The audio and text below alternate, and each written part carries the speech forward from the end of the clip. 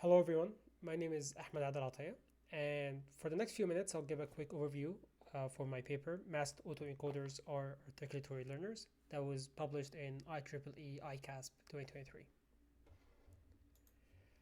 So as a background, let's talk about the speech reduction theory. So speech is produced by filtering the air or the pulses emitted from the vocal cords by the vocal tract. This is according to the source filter model of speech reduction. So the source here would be the air coming out of your lungs and through your vocal cords, and the filter would be your vocal tract. So the shape of the vocal tract and the positions of different articulators, they affect the sound being produced. So and the shape of the vocal tract can be described by the positions of different articulators. Now there are plenty of databases available that track the movements of different articulators during speech, which helps us study speech reduction and can be very useful in many downstream applications. One of these datasets is the X-ray microbeam dataset. So the X-ray microbeam dataset contains articulatory recordings synced with audio recordings. And like we said, these recordings describe the vocal tract, which affects the sounds being made through speech. It consists of a number of utterances from 32 male and 25 female speakers. And the way they track the shape of the vocal tract and they model the vocal tract is by placing pellets on different points along the mid-sagittal plane of the vocal tract. And so they will place gold pellets on, like, let's say, the lips, the tongues, and the jaw, and the X-ray would track these pellets while the subjects are speaking. So we can try to map the acoustics with these articulatory trajectories, we call them. And each subject was asked to perform different speaking tasks, and there was a microphone recording the acoustics, and the X-ray was recording the articulatory trajectories. So here's kind of how it looks. So in the X-ray microbeam data set, we have 8 articulators. So it's the upper lip, the lower lip, the tongue tip, the tongue body, the tongue dorsum. So we have four pellets on the tongue, and we have 2 pellets for the jaw, which is the mandible incisor and the mandible molar. And these will track the jaw movement, and we have 4 pellets that will track the tongue movement, and we have 2 pellets that will track the lip movement. So what's the problem we're trying to tackle here? So the main problem we're trying to solve is the corrupted articulatory recordings that are currently unusable. So significant portions of the articulatory recordings were mistracked and unusable currently. It's not uncommon for entire recordings to be unusable. For example, the X-ray microbeam would latch onto a neighboring pellet, or a shadow would hide the pellet completely. This is basically like a limitation of the technology, and as many of you know, prolonged exposure to X-ray is dangerous, so they couldn't have just re-recorded these recordings until they get them right, because the subjects were already exposed to prolonged periods of time to the X-ray. So here we see that in a subset of 47 speakers, which is around 14.36 hours, the total duration of files without any mistracking present is 8.62 hours. So it's about 40% of the dataset is currently unusable. So how does this look? So here we have the trajectories, the x coordinates and the y coordinates for 8 articulators: upper lip, lower lip, T1, T2, T3, T4, M and I and M and M. These are the jaw articulators. And as you can see, for all of them except one, we have perfect tracking, but for about half a second, T1 is mistracked. Now we have these recordings that exist in 8 dimensions, and 7 dimensions are fine for the entire duration of the recording, and 1 dimension is fine for almost the entire duration of the recording, except for half a second where it's mistracked. So we have a lot of clean data that is currently unusable, just because 1 dimension is mistracked for half a second. So if we somehow infer the position of T1, the tongue tip, during this half a second, we get back around 10 seconds of usable data that's mostly real, and only what like a small amount of it is artificial. So how do we solve this problem? In fact, fairly recently, there was an interesting paper by, it was then called Facebook AI, now it's Meta AI, called Masked Autoencoders or Scalable Vision Learners. So I named my paper after this paper, which showed that masked autoencoders can be very useful for data reconstruction. They were able to reconstruct real looking images from about 10% of the image. So they would chop the image into patches and discard 70 to 90% of the patches and feed the remaining patches into an autoencoder along with positional information. So here's the image, and they masked the majority of the image, and the non-masked patches are fed to the encoder, and then the positional information are added to the output of the encoder, the input of the decoder, and then the decoder would basically fill in the gaps. With some modifications, this has been very useful to our problem. So what did we do exactly? We created our own masked autoencoder structure with time-dilated dense layers and bidirectional GRUs. And by the way, the code is entirely open sourced and it's available on my GitHub. I will link it in the description of the video with a lot of details regarding the exact structure of the masked autoencoder. We performed random masking to the input. So we changed the masking. We didn't follow the exact same masking method that they used in the image reconstruction paper. So we used trainable mask tokens instead of removing masked route trajectories from the input, because positional encoding didn't work, probably because articulators aren't as homogeneous as pixels. So pixels, they have the same dynamic range, basically, so any pixel can take from 0 to 255 anywhere in the image. And like, let's say for example, in this example, if the image is mostly pink and black, so this patch can be exchanged with this patch and the image will still be the same. It's not the same case for articulators. So in the articulators, every articulator lives in a subspace in the Cartesian space. So they're not homogeneous. Every articulator has its own dynamic range and other values that it can take. So just like shuffling basically the articulators in the encoder and adding the positional information later didn't work, and this is probably why. We also had speaker specific models. So we trained on 41 speakers, 41 models. At present, speaker independent models don't achieve the same results. So a speaker independent model would have more utility, but currently only speaker specific models work. So this is what we did in terms of data prep. We trimmed silences at the beginning and end of recordings. We discarded nonverbal tasks where the subjects don't speak. So in the X-ray microwave dataset, there are nonverbal tasks, like they would ask the subject to stick out their tongue or to swallow. These come from a different distributions and don't follow the same distribution as the verbal tasks, so we remove them.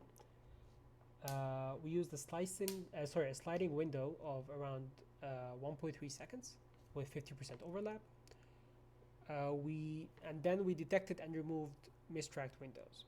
So by doing that, even corrupted files were used or were usable, because if a corrupted file is entirely corrupted but we could only use one, like we could only salvage one frame, it was still usable to us and we use it in the training data.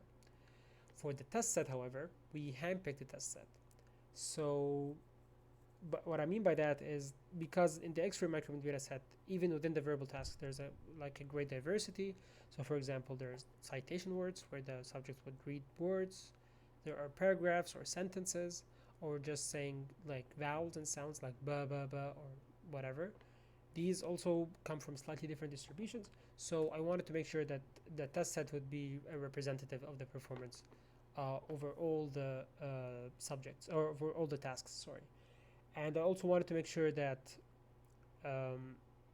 if I wanted to compare the performance across different speakers, the test sets between different speakers would be also comparable. So I had a task list that I chose the test set from, and this allows meaningful comparison, as I said, between different speakers models.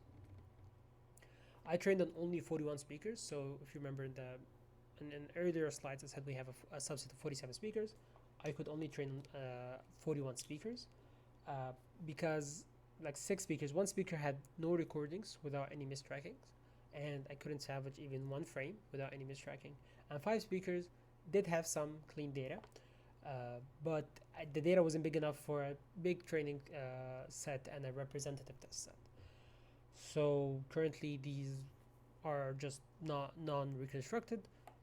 A speaker independent model would work here. So like if a model can perform well on unseen speakers, these would be reconstructed, but currently this is not the case, and maybe we'll tackle this in a future application. So our approach would look something like this. A token right here overrides normally a random number of random articulators. Here the random number is 1, and this random articulator is lower lip. And then we have the autoencoder structure here, and the output of the decoder will reconstruct everything while filling in the gap. And then we have a loss function here that would compare this at, I think it was the mean absolute error. It would compare this, the entire vector, to the actual real vector. Now, having random masking helps the model learn about different articulators at the same time. So even though I'm only masking lower lip here, so the autoencoder is reconstructing everything, so it's learning about all the other articulators, and also sometimes the random number of random articulators is 0. So we run like a batch without any masking, and the model learns about the domain through this. So that's what we did, but how did we validate that our reconstructed data work just as well as the real data? In fact, we took 3 approaches to do that. So the first approach was to measure the correlation between artificially masked and then reconstructed data with the real data in the test set. The other approach was validating the performance on downstream tasks.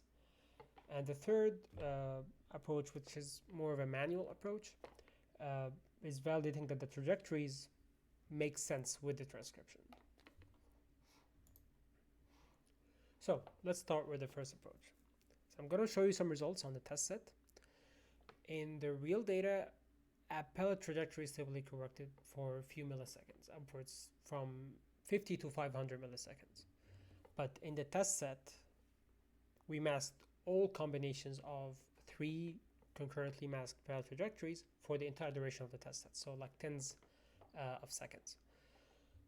And we chose 3 masked pellet trajectories because 98% of the corrupted files has 3 or less corrupted pellet trajectories concurrently. So this seemed like a good way to model the hardest files to reconstruct. We also had to impose some limitations on the combinations of masked pellet trajectories to maintain a standard of performance because they were very uncommon in the real data, and the model just seemed to struggle with these exact combinations. So for example, if both upper lip and lower lip are corrupted together or masked together, the model doesn't always perform well while reconstructing them. The same with the jaw articulators, are the same when 3 of the 4 tongue articulators are masked together or corrupted together. Luckily, these are very rare cases in the real data, and we lose about a minute of data by just imposing this limitation on the reconstructed data. So it's a corner case, and we just removed it from the test set validation. So here is the average PPMC score, or the Pearson product moment correlation between artificially reconstructed data and actual real data. And as you can see, it's very high, so the average is well above 90%. And sometimes it's close to perfect correlation, and it's not uncommon to be it's not uncommon to be close to 100%. It's not uncommon to be above 90%, and the worst case scenario is around 70%.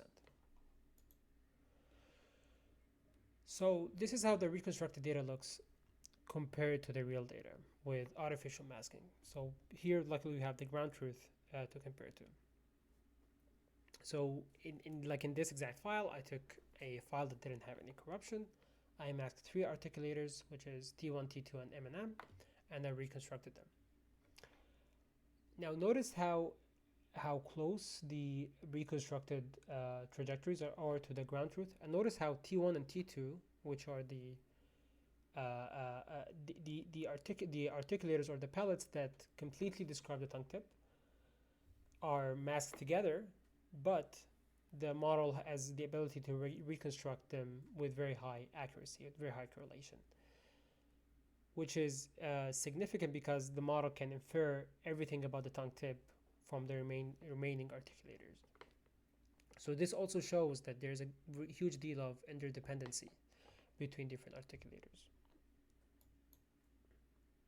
Now, we also ran a downstream test to verify the quality of the reconstructed data. So the downstream task that we used was the speech inversion system. So a speech inversion system basically goes from the acoustics to the articulatory domain. So we trained 2 systems. First system is the baseline, was trained on real data, which is system A, and the system B was trained on the same data, but it was artificially, randomly corrupted and reconstructed by our model. So every file in the data that was that system B was trained on was artificially corrupted and reconstructed. We tested both models on the same real test set. All test sets were converted to tracked variables, so this is just a geometric transformation to obtain like relative measures of the vocal, to describe the vocal tract instead of the absolute coordinates. And here we see that the correlation between the predicted TVs with both models and the ground truth TVs. So the red here would be the model that was trained on the real data, and the black would be the model that was trained on the artificially corrupted data. And as you can see that the performance is really, really close and within 2 points on average from the model that was trained on the real data. Now in practical cases, the test set would have a mixture of real and reconstructed data. So like we said, about 40% of the data would be reconstructed, not the entire data. And as we can see here, the amount of usable data increased from 8.62 hours to 11.9 hours. So we still have about 2.46 hours, or 17% of data that is still unusable and not reconstructed. These are corrupted recordings from the 6 speakers who didn't have enough data to train on. Now, for the final validation, this is the more manual validation.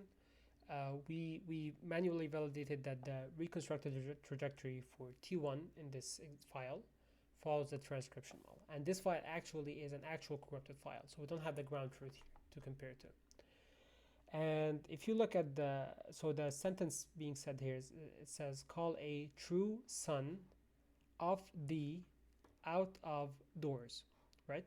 So let's take the sound the, for example. So what do you do with your tongue tip T1 for the sound the, right? You stick your tongue out between your teeth a little bit, and it goes up a little bit as well, right? So you'd expect to see a peak in T1, in the x coordinate of T1, right? And you expect to see a small peak in the y coordinate of T1 as well, which our model captures successfully. Also in the sound, the nasal sound n in call a true son. Again, think about the nasal sound n, right? You stick your tongue tip to the roof of your mouth, so you expect to see a peak in the y coordinates, which again our model successfully captures as well. So as a conclusion, We have shown that masked autoencoders can effectively handle missing data in articulatory recordings, and they have been shown to do the same with images. By training the model to fill in the gaps caused by mistracking, valuable recordings can be recovered. Our approach was based on image reconstruction principles but modified for articulators, and no reason it wouldn't work on any other time series data. Reconstruction of missing data due to corruption yields comparable performance to real data on real life tasks. Thank you.